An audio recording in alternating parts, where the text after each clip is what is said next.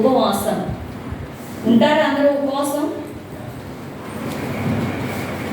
Weekly వారానికి వచ్చి ఉంటారా? నెలకు వచ్చి ఉంటారా? లేదంటే బల్లారాధనకు ఉంటారా? ఉపవాసం ఎప్పుడు పడితే అప్పుడు ఉంటారా? అంటే మీరు నిర్ణయించుకున్నారు ఏదన్నా కొత్తగా ఉందా అని మీ జీవితంలో ఒకటి అలవర్చుకొని ఉంటారు కదా, అలా ఉన్నారా? లేదంటే ఈ కార్యం జరగాలని ఉపవాసం ఉంటారా? వీక్లీ 3 times ఉంటారు. దేవుని నామానికి మహిమ కలుగునుగా కాలంలో బట్టి ఏదేమైనా వీక్లీ 3 times ఉంటున్నారంటే ఈ రోజుల్లో అంత ఉండేవాళ్ళేది.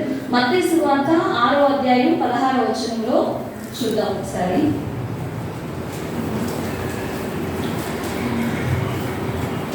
తీసారండి. మీరు ఉపవాసము చేయనప్పుడు వేషధారుల వలె దుఃఖముఖులై ఉండకుడి. తాము ఉపవాసము చేయుచున్నట్టు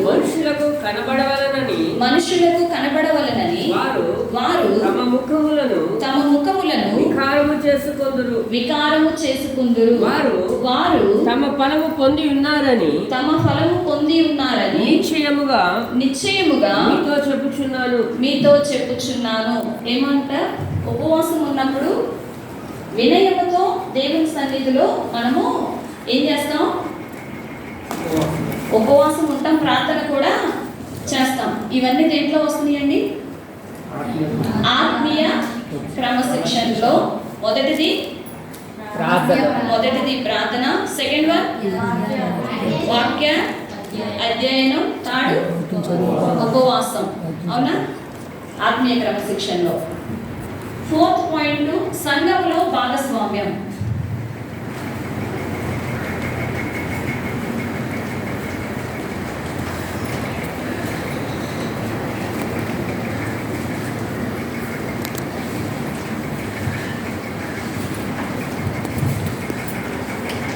రాసుకున్నారండి?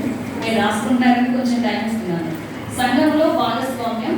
హెబ్రీయులకు రాసిన పత్రిక 10వ అధ్యాయం 25వ వచనం.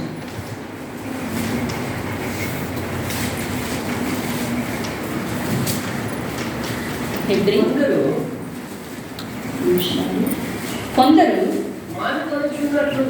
మానుకొనుచున్నట్లుగా సమాజముగా కూడట మానక ఒకరినొకడు హెచ్చరించుచు. ఆ దినము 25 నేను చదువుతున్నాను. ఓకే.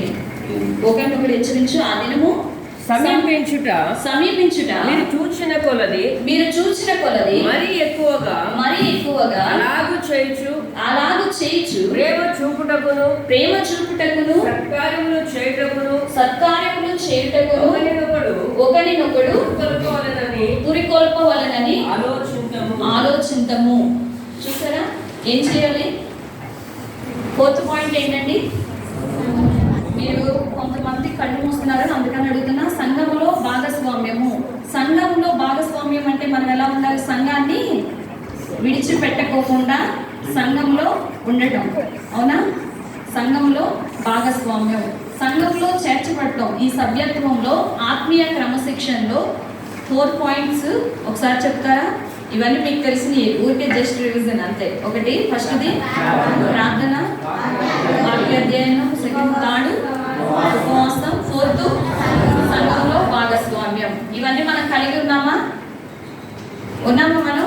మనం కలిగి ఉన్నాము ఈ 4 పాయింట్లు. అయితే ఈ పాయింట్స్ ని మనము ఎవరికి ఇప్పుడు నేర్పించాల్సింది? కొత్తగా మనము ఇప్పుడు సువార్త చెప్పాము, వారిని శిష్యులుగా చేసాము, సంఘంలోకి ఇప్పుడు వారిని తీసుకొస్తున్నాం. కాబట్టి వారికి 4 పాయింట్లు మనం ఏం చేయాలి? నేర్పించాలి. ఓకేనండి? అర్థమైందా? మనం చేస్తున్నాం కదా, మనం చేస్తున్నది వారికి నేర్పించడం. నెక్స్ట్ ఇందులో ఇంకొక టాపిక్ అండి, సభ్యత్వం అంటే చెప్పా కదా, వెలుపల ఉన్న వ్యక్తిని సంఘంలోనికి చేర్చుట. అయితే సభ్యునికి ఉండవలసిన లక్షణాలు. నెక్స్ట్